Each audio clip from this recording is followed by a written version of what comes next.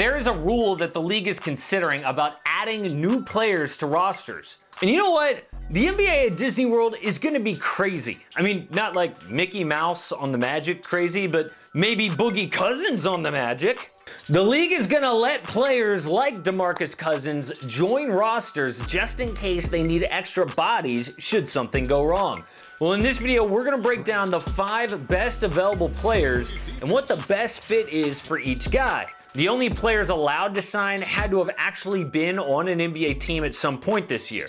So we'll also reveal the best, most exciting players not allowed at the Disney playoffs. Hey, it's Casey, host of the AM Hoops YouTube channel, where we have a special announcement once we hit 50,000 subscribers at some point this week. If you're not one of us, join us, hit subscribe, and hit notification bells. It really helps out the channel. Still making 5 videos per week, waiting for NBA games, and there are a bunch of ex-NBA players waiting for games too.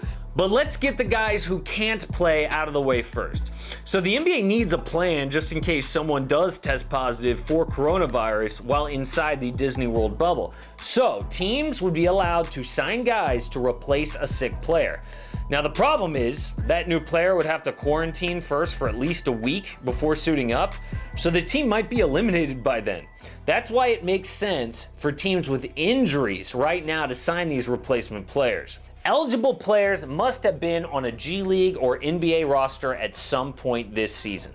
That takes out international players and guys who haven't played at all. You may already have some players in mind, but let's start with the 5 best guys you might be thinking of but who cannot sign under this rule. Number 5, Jamal Crawford. I know, he should be on a team, right? I mean, the dude isn't Giannis on defense at his age, but the last time he played, Jamal Crawford dropped 51 points. It isn't like Darren Collison where he's done playing. Jamal wants back in the league. Yes, there's the 51 points, but there's also the 39 years. Yeah, dude's almost 40 years old. He's played in 19 seasons. I still think he deserves a shot, but it can't happen. The number 4 player who's ineligible to sign is Lance Stephenson.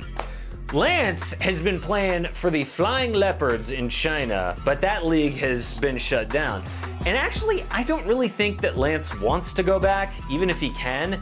He posts on IG like every other day that he's ready when the season comes back. Lance is just 29 years old. He's contributed in the league before. We know he can still shoot, but unfortunately, he won't be going to Disney. The number 3 best player who can't be signed is Darren Collison. We all know that Collison came close to being a Laker this year. At least he took a meeting with the owner, Jeannie Buss. Collison chose to stay in retirement. Originally, he retired to focus on his religion. He's a Jehovah's Witness. But maybe not playing that last half of the regular season would have appealed to him. If there was a way to just play backup point guard, finally get that ring, get some extra cash, and then retire again, even if that was appealing to him, it won't happen. Player number 2, J.R. Smith. The last time we saw J.R. Smith, he was a Cavalier. Actually, that's not true. He was beating up a looter. JR basically quit on the Cavs last year. He didn't want to be part of a young, rebuilding team with a new coach. I don't really blame him. Cleveland said, oh, it's cool, you can just take off, but he wasn't at training camp this year, therefore he's not eligible to be signed. Of course, J.R. Smith won a ring with the Cavaliers. He can still shoot the 3 ball, but he's number 2 on this list because I'm not sure he'd be the number 1 locker room guy at this point. But the best ineligible player is Jeremy Lin. All right, you may disagree with this because the last time you remember Jeremy Lin, he was just playing a few games on the Toronto Raptors. He got a ring, by the way. But since he's been in China, this dude has become a superstar again. He loves it. They love him. He was 2nd in All-Star voting this year behind only the Chinese national team captain. He even said recently, quote, "This season has been the closest thing to Linsanity in New York." Will Jeremy Lin's awesome play for Beijing this year earn a spot in the NBA again? Well, one thing we do know is not this year, not in Disney World. Now, some of the guys I didn't mention on this list were O.J. Mayo or Ty Lawson, but some teams could legitimately use those 5 guys if someone goes down, but they can't. So, let's get to the top 5 players we could see at Disney World and their best fit. Number 5, Vince Carter, the Toronto Raptors. Yes! Now this is kind of cheating, I know, because the Hawks would have to waive him, but they need to do it. Vince Carter did not get a proper goodbye when the season ended. He announced this would be his last year, an NBA record 22 seasons, and his Hawks were not included in the playoffs. It's a basketball tragedy. When VC took the court March 11th, he had no idea that would be his last game. And in the era of season-long send-offs we saw with like a Dirk Nowitzki or a Dwayne Wade, that is not how Vince Carter should go out. The perfect ending would be if the Hawks cut him so the team that drafted him in 1998 could sign him. Actually, the real perfect ending would be if the Raptors won a ring back-to-back, because in 22 seasons, Vince Carter never won a title. Player number 4, Tyler Johnson, the Dallas Mavericks would be his best fit. Tyler Johnson was the most overpaid player in the NBA for a few years. I mean, this was like a $5 million dude making $20 million. That tells you 2 things. At one point, somebody thought he was worth that big money. And also, he got pretty lucky when the cap spiked. Tyler Johnson flamed out. He was waived by the Suns this year, but he is not a complete loss. First of all, he is in his prime at 28 years old. And he earned that contract from Miami for a reason. He shot 49% from the field in 2016, 38% from downtown, and always, to the end, gave solid effort on defense. His best fit is Dallas. Because the Mavs lost Jalen Brunson with a shoulder injury, he will not return at any point. Now, the Mavs have a lot on the line here. They'll benefit big time from the 8 regular season games at Disney World before the playoffs. If the league jumped into the postseason right now, they would have played the Clippers in round 1. Instead, Luka and Kristaps' playoff debut should go past the first round, and Tyler Johnson could fill the backup point guard. Player number 3, Iman Shumpert, Trailblazers. Shump was on 2 NBA rosters this year, and he didn't stick around for long. Like J.R. Smith, he also won a title in 2016 with the Cavs, but he was bad on offense back then.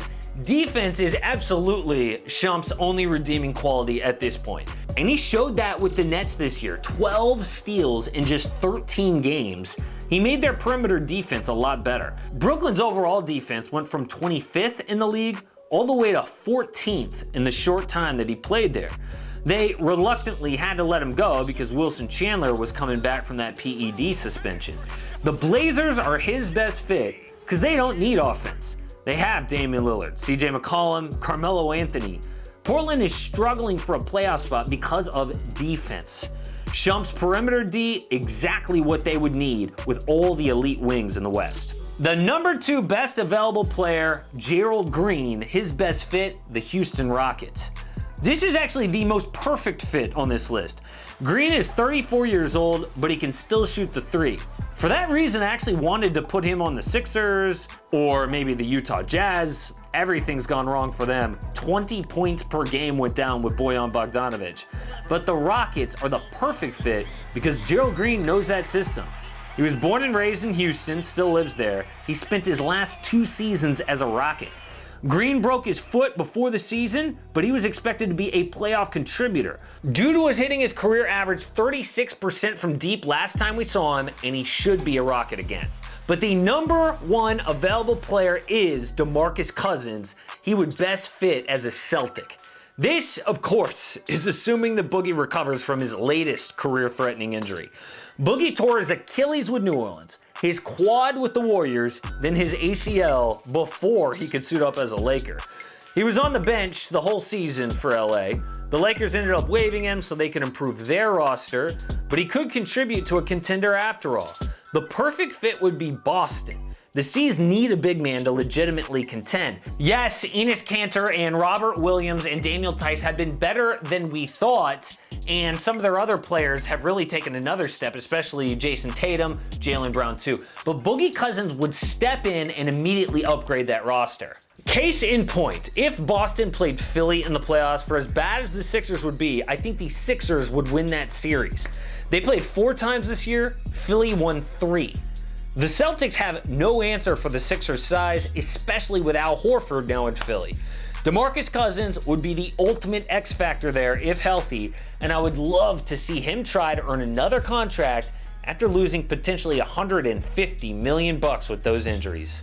Again, this rule is about replacing players who are sick or injured in the Disney bubble. And so for some of these teams, they've got full rosters, they would actually need to cut a guy. And not all these replacement players are worth cutting an active player on your roster, but some of them would be serious difference makers in a cheat code in the playoffs. Support AM Hoops and click subscribe. Don't miss a daily NBA video.